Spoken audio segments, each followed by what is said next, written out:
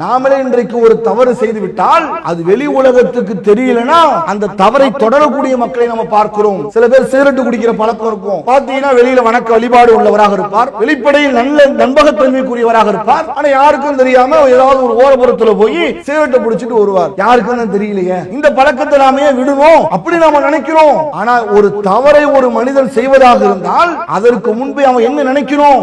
இந்த உலகத்துல மனுஷன் மறைச்சிடலாம், இந்த உலகத்துல மனிதனிடமிருந்து நாம தப்பிச்சிடலாம். பைனான்ஸ் வாங்குற வட்டி வாங்குறோம், நாம வாங்குற வட்டி யாருக்கு தெரிய போது நம்ம நினைக்கலாம். இந்த உலகத்தில் நாம் செய்கின்ற எந்த ஒரு குற்றமாக இருந்தாலும் சக மனிதர்களிடமிருந்து தப்பித்து விடலாம். உலகத்தில் மனிதனை நம்ப வைத்து விடலாம், உலகத்தில் மனிதர்களை ஏமாற்றி விடலாம், அவர்களிடமிருந்து நாம் நல்லவன் என்று காட்டி விடலாம். அல்லாஹ்விற்கு முன்பு நாம் தப்பிக்க முடியுமா? அல்லாஹ்வுடைய விசாரணைக்கு முன்பு நாம் நம்மை தப்பித்துக் கொள்ளக்கூடிய வழிமுறையை நாம் உண்டாக்கிக் கொள்ள முடியுமா?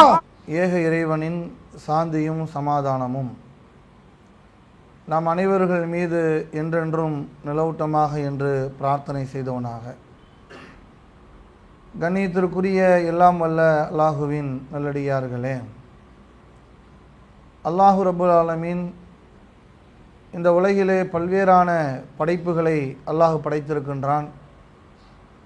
அதில் மனிதர்களாக படைக்கப்பட்டிருக்கிற இந்த மனித சமூகம் எப்படியான படைப்பாக படைக்கப்பட்டிருக்கிறார்கள் என்றால், தவறிழைக்கக்கூடியவர்களாகவும் அந்த தவறை வருந்தி இறைவனிடத்திலே மன்னிப்பு தேடக்கூடிய ஒரு படைப்பினமாக அல்லாஹ் ரப்புல் ஆலமீன் இந்த மனித குலத்தை இறைவன் படைத்திருக்கிறான்.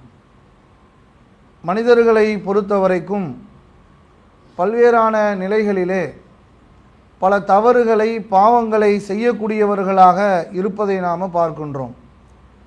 இந்த உலகிலே இறைவனால் படைக்கப்பட்ட எந்த ஒரு மனிதனும் தவறுக்கு அப்பாற்பட்ட மனிதன், தவறிழைக்காத ஒரு மனிதன் என்று நாம் யாரையும் எவரையும் பார்த்து சொல்லிட முடியாது.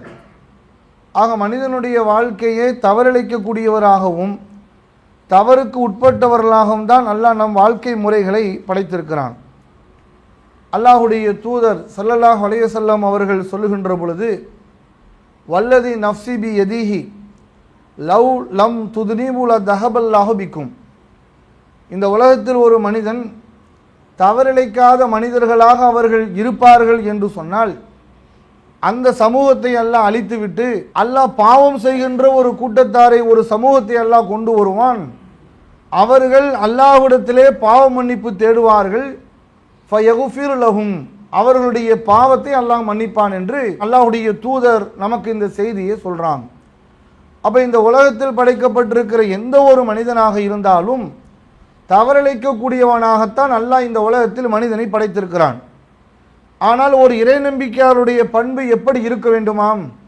எந்த ஒரு தவறை நாம் செய்தாலும் அந்த தவறிலிருந்து நாம் மீள வேண்டும் என்று சொன்னால், அந்த தவறிலிருந்து நாம் விடுபட வேண்டும் என்றால், அந்த தவறிலிருந்து மீண்டும் அந்த தவறை நாம் செய்யாமல் இருக்க வேண்டும் என்று சொன்னால், அந்த தவறை நாம் சரியான முறையில் உணர்ந்து அதற்கான பாவ மன்னிப்பை அல்லாஹ்விடத்தில் கேட்கின்ற பொழுதுதான் அல்லாஹ் அதற்கு மன்னிப்பை வழங்குகிறான் என்று நாம் விளங்கிக் கொள்ள முடிகிறது.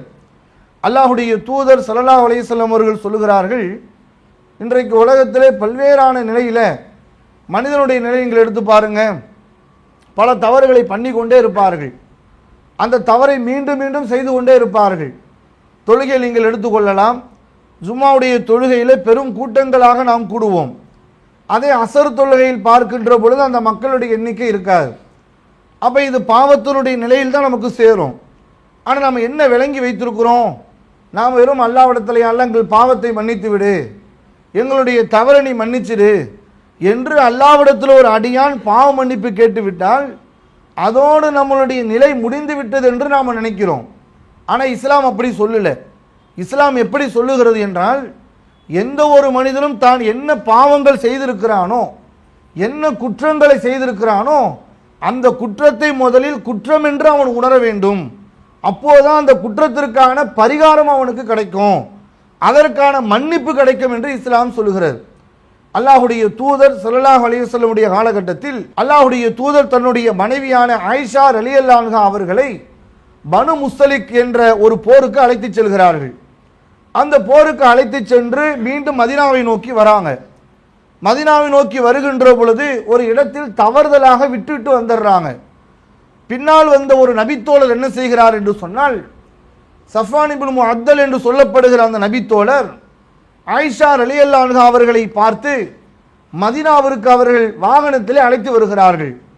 மதீனாவில் எந்த மாதிரியான செய்தி பரப்பப்படுது, ஆயிஷா ரலியல்லாஹு அன்ஹா அவர்களுக்கும் இந்த அழைத்து வந்த இந்த நபித்தோழர்களுக்கும் மத்தியில் ஏதேனும் தவறான ஒரு தொடர்பு இருக்கிறது என்ற ஒரு அவதூறு பிரச்சாரம், அவதூறான ஒரு செய்தி மதீனா முழுவதுமே இந்த செய்தி பரவுகிறது. எந்த அளவுக்கு இந்த செய்தியினுடைய விபரீதம் பரவுகிறது என்று சொன்னால், அல்லாஹ்வுடைய தூதர் ஆயிஷா ரலியல்லாஹு அன்ஹா அவர்கள் மீது கடுமையான பாசம் கொண்டவர்களாக இருப்பாங்க.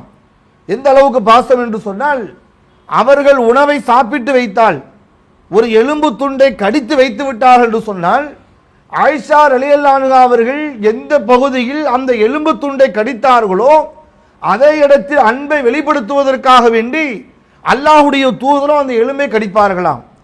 அவர்கள் ஒரு பாத்திரத்தில் தண்ணீரை குடித்து அந்த பாத்திரத்தை வைத்து விட்டால், இவர்கள் அவருடைய அன்பை வெளிப்படுத்துவதற்காக வேண்டி அந்த பாத்திரத்தில் அவர்கள் வாய் வைத்த இடத்துல இவர்களும் வாய் வைத்து குடிப்பார்களாம்.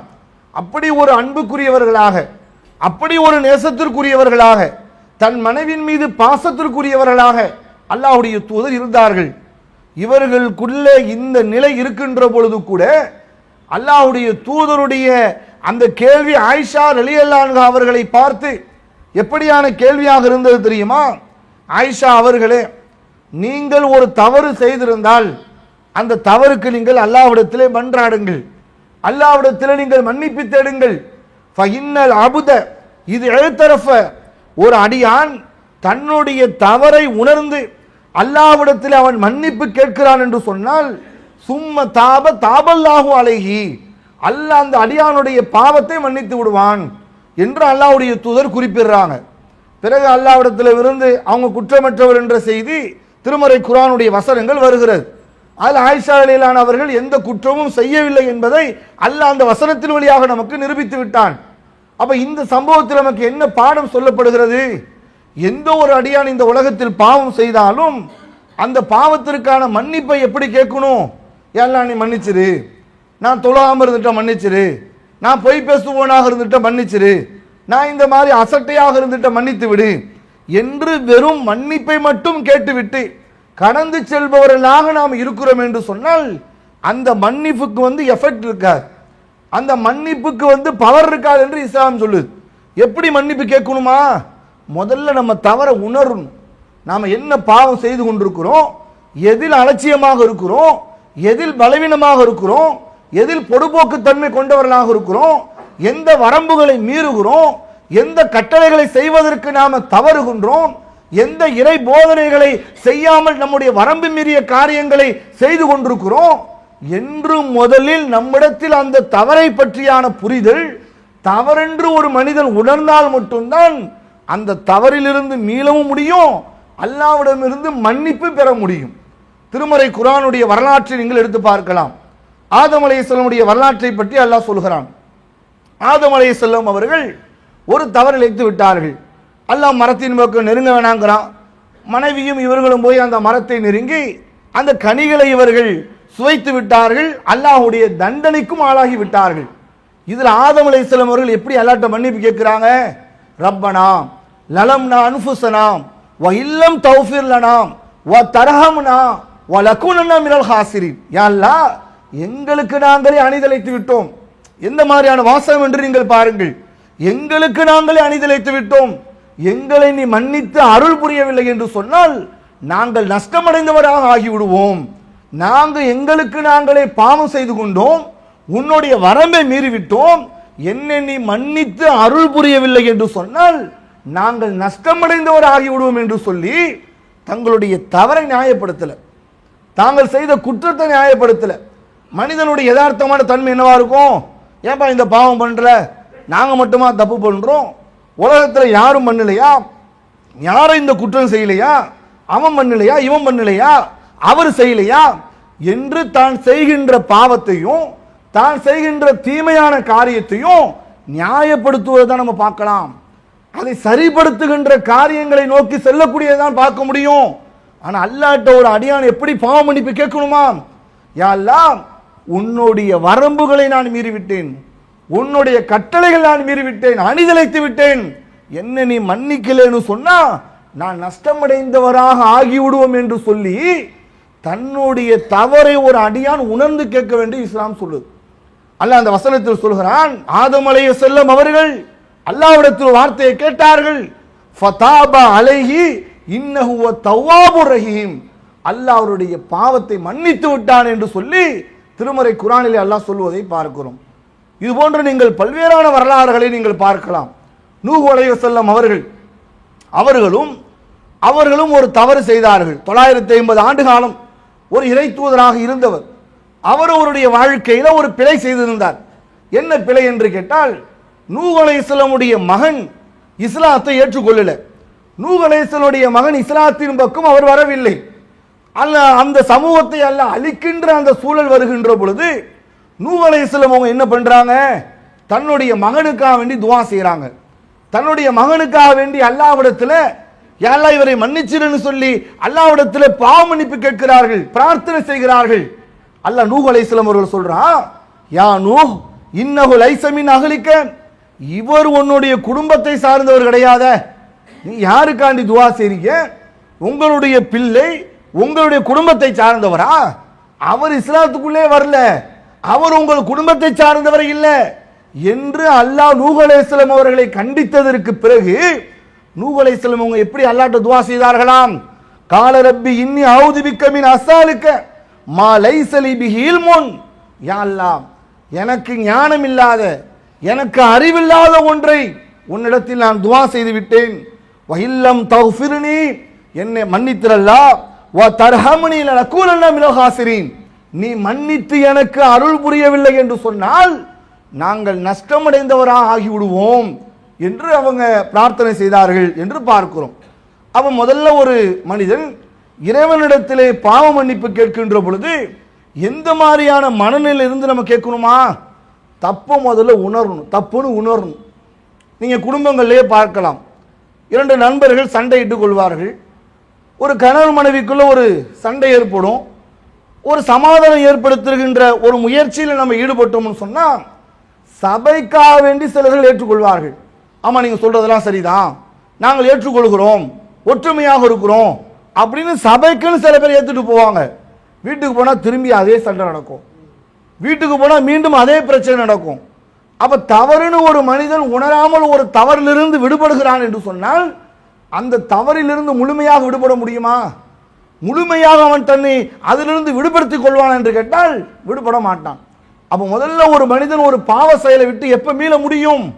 அவன் செய்கின்ற பாவத்திலிருந்து எப்ப விடுபட முடியும்? தான் செய்கின்ற காரியம் எப்படி குர்ஆன் ஹதீஸுக்கு எதிரானது, இது எவ்வளவு பாரதூரமான காரியம், இந்த விஷயத்திற்கு அல்லாஹ் எவ்வளவு தண்டனை வழங்க இருக்கிறான், இந்த விஷயம் இறைவனுடைய வெறுப்பை எப்படி எல்லாம் உண்டாக்கக்கூடியதாக இருக்கிறது என்று ஒரு அடியான் தன்னுடைய பாவத்தை உணர்ந்து அந்த பாவத்திற்கான மன்னிப்பை அல்லாஹ்விடத்திலே கேட்கின்ற பொழுதுதான் அந்த பாவத்திற்கான மன்னிப்பை அவர்களுக்கு வழங்கப்படுகிறது. இதுல சிறப்பும் இருக்கு.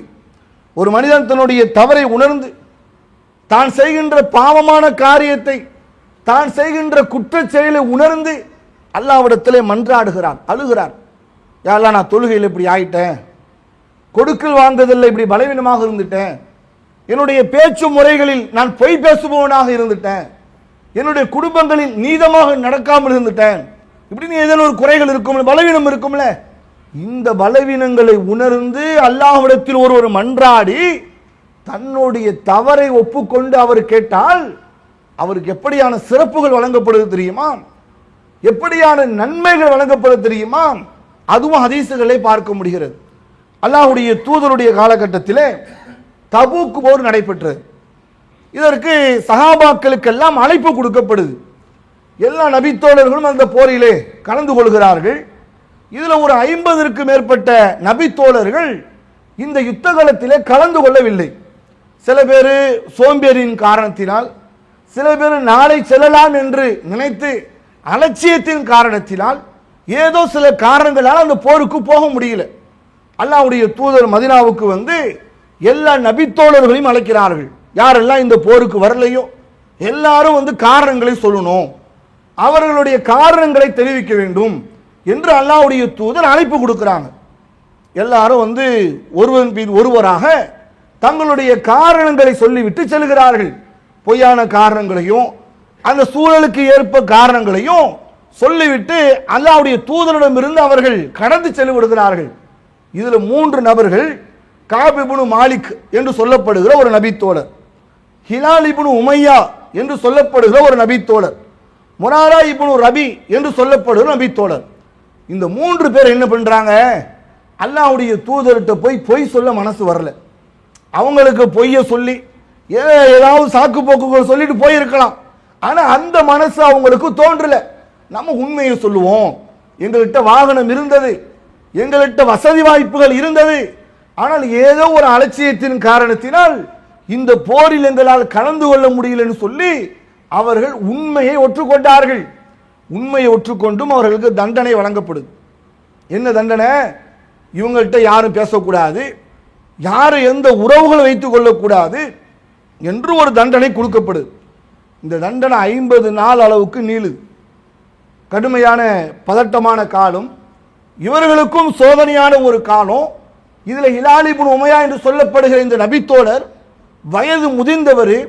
அவருடைய மனைவி போய் அல்லாஹ்வுடைய தூதர்கிட்ட கேட்கிறாங்க, அல்லாஹ்வுடைய தூதரே, இந்த ஹிலால் இப்னு உமையா என்று சொல்லக்கூடிய என்னுடைய கணவர் ரொம்ப வயது முதிர்ந்தவர், வீட்டில் அழுது கொண்டே இருக்கிறார், வீட்டை விட்டு வெளியே செல்ல மாட்டுகிறார், இந்த நடந்த நிகழ்வை குறித்து யாரும் பேச மாட்டாங்க என்பதை நினைத்து வருந்தி கொண்டே இருக்கிறார் என்று அல்லாஹ்வுடைய தூதர்கிட்ட போய் சொல்றாங்க.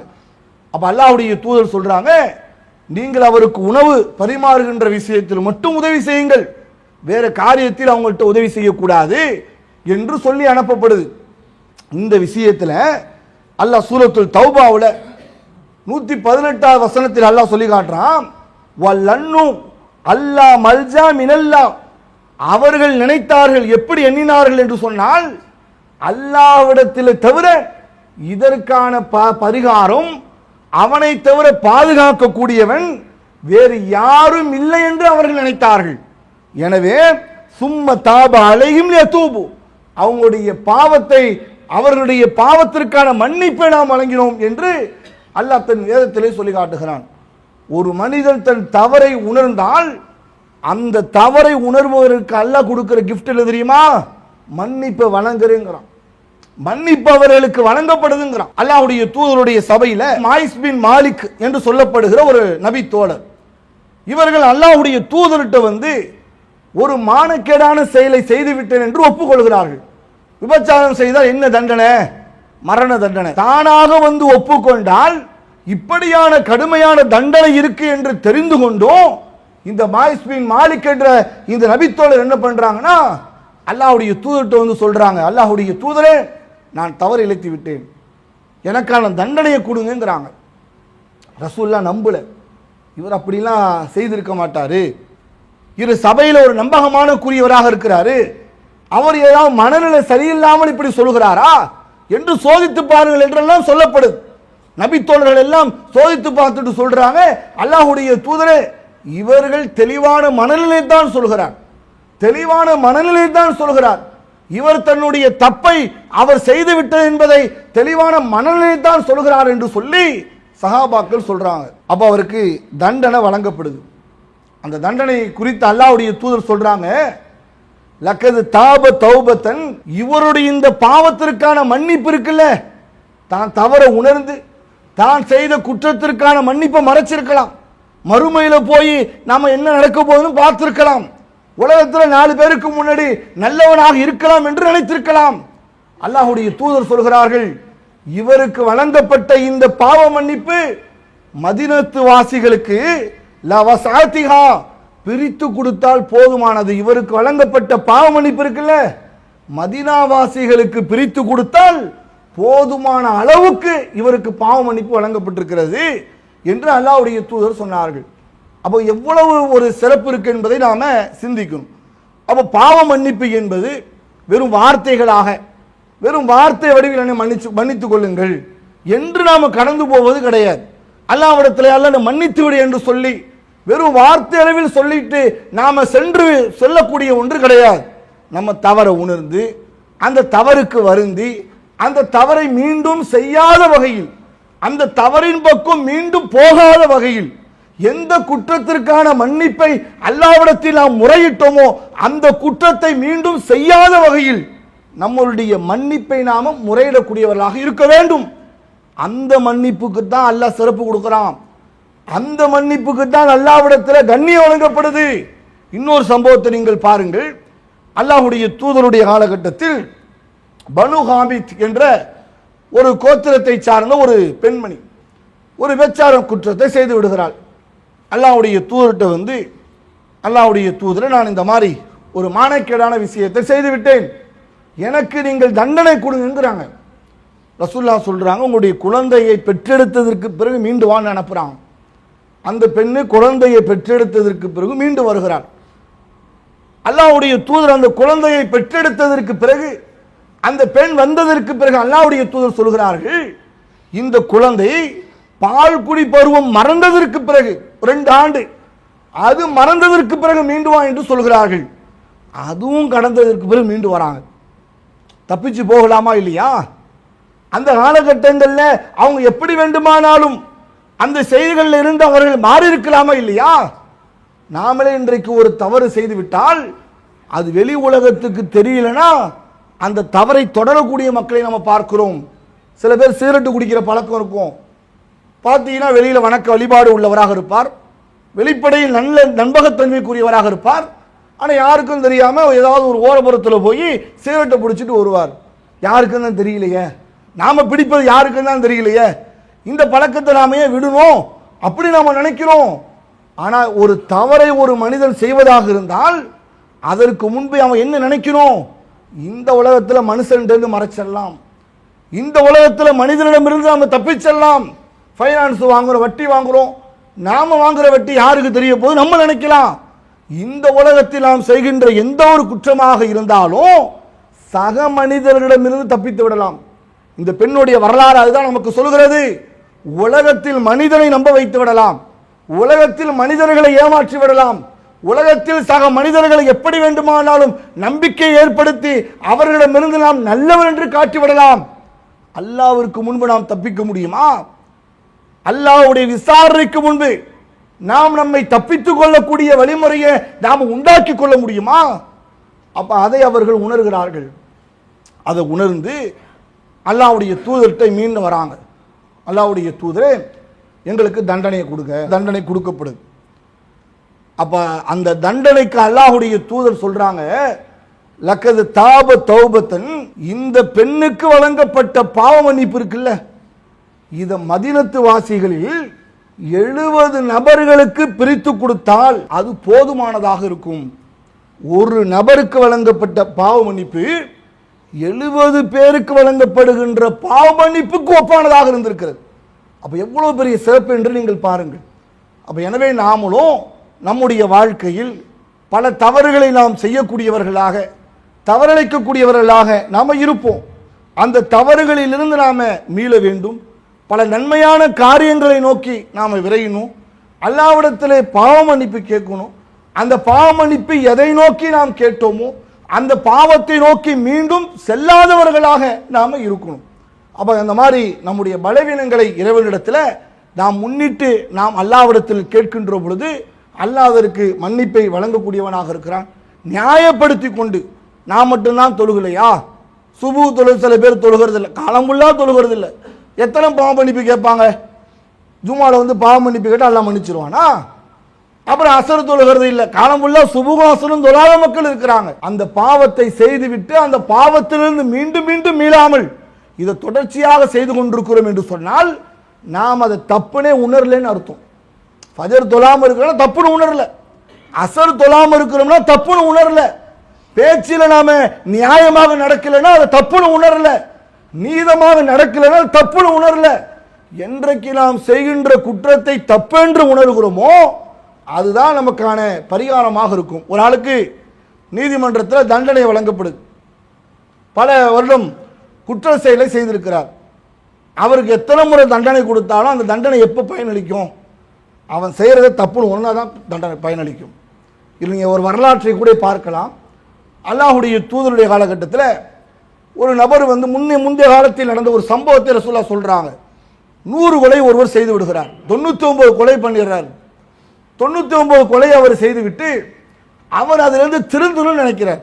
நம்ம இவ்வளோ பெரிய கொலைகள்லாம் பண்ணிட்டோம், ஒரு கொலை பண்ணினாலும் அவன் பெரிய தாதாவாயிடுவான், ஒரு கொலை பண்ணினாலும் ஊரில் பெரிய ஆளாக பார்க்கப்படுவார், 99 கொலையை ஒருவர் செஞ்சுட்டாலும் சும்மாவாது. அப்போ அவர் நினச்சி வருந்துறார், இவ்வளோ பெரிய குற்றம் பண்ணிட்டோமே, இதிலிருந்து திருந்தணுமே அவர் நினைக்கிறார். அந்த செயலை விட்டு திருந்துறதுக்காக வேண்டி ஒரு நபர்கிட்ட போய் ஆலோசனை கேட்கிறார். நான் 99 கொலை பண்ணிட்டேன், இதிலிருந்து நான் மீளணும், எனக்கு ஒரு ஆலோசனை சொல்லுங்கன்னு கேட்கிறார். ஆலோசனை சொல்லப்பட்ட ஆள் எப்படி? நீ திருந்துறதுக்கு வழி சொல்லணும். அவர் என்ன பண்ணியிருக்கிறார்னா, நீ 99 கொலை பண்ணிட்டியா, இனிலாம் நீ திருந்த வாய்ப்பில்லை அப்படின்னு அவர் சொல்ல, அவர் கோபப்பட்டு அவர் 100வது ஆளா அவரையும் கொல்ல, அதுக்கப்புறம் மீண்டும் அவர் வருத்தப்பட்டு இப்படி 100 கொலை ஆயிடுச்சு, இனி என்ன பண்றது அப்படின்னு வருத்தப்பட்டு போகும் பொழுது ஒரு ஆலிம் ஒரு இடத்தில் கேட்கிறார். அவர் சொல்லுகிறார், நீ இந்த ஊரை விட்டு நீ வேறொரு ஊருக்கு போயிடு, இந்த ஊர்ல இருந்தா அவனை கொலைகாரன்னு சொல்லுவான், இந்த ஊர்ல இருந்தா அவனை கொலைகாரன்னு சொல்லுவான், நீ கொடூரமானவன் சொல்லுவான், உன சொல்லி சொல்லியே அவனை கொலைகாரனை மாத்திடுவான், இந்த ஊரை விட்டு நீ போயிடுப்பாங்கிறார். அவர் வேறொரு ஊருக்கு போகிற பொழுது போகின்ற வழியிலே அவர் மரணித்து விடுகிறார். அப்போ வானவர்கள் வருகிறார்கள், சோனத்திற்குரிய வானவர்களும் நரகத்திற்குரிய வானவர்களும் வருகிறார்கள். அவருடைய எல்லைகள் அளக்கப்படுகிறது. பிறகு சுவனத்திற்குரிய வானவர்கள் இவர் எந்த ஊரை நோக்கி கடக்க வேண்டும் என்று நினைத்தாரோ அந்த எல்லையை அவர் கடந்து விட்டார், அதனால் இவர் சோனத்திற்குரியவர் என்று அழைத்து சென்றார்கள் என்று ஹதீசுகளில் நம்ம பார்க்கிறோம். அப்போ 1000 கொலை பண்ணாலும் சரிதான், தப்ப உணர்ந்தாதான் அதுக்கு பரிகாரம், தப்ப உணர்ந்தால் அதுக்கு பரிகாரம் ஆகுமா? அப்போ எனவே நாமளும் நம்முடைய தவறுகளில் இருந்து நாம் மீண்டு நாம் செய்கின்ற குற்றச் செயல்களிலிருந்து நாம் விடுபட்டு நன்மையை நோக்கி விரைகின்ற நன்மக்களாக அல்லாஹ் நாம் அனைவரையும் உருவாக்க வேண்டும் என்று பிரார்த்தனை செய்தவனாக என்னுடைய இந்த முதல் உரையை நிறைவு செய்து கொள்கின்றேன். அல்லாஹு அக்பர், அல்லாஹு அக்பர்.